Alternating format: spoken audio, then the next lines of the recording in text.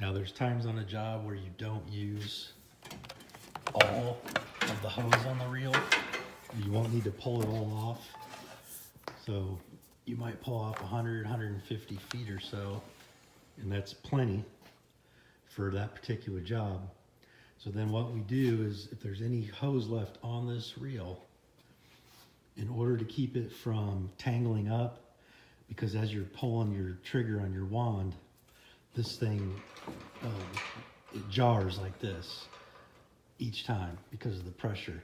So after a while, this hose will just start to get all nested up on here and makes a big mess. So you want to lock the locking pin, and then if you don't need any more hose off the reel, you pull this tight, put it down here, and then we use these big rubberized zip ties, and we keep extra on the truck, but basically kind of cinch the hose down like that, and it's tight, and the locking pin is locked,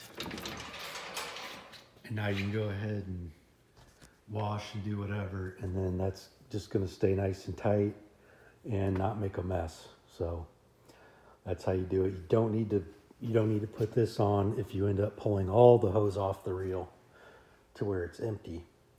You would just come over here and lock the locking pin, and then you're good to go. But it's only when you're leaving some hose on the reel and then using it that you need to do this method.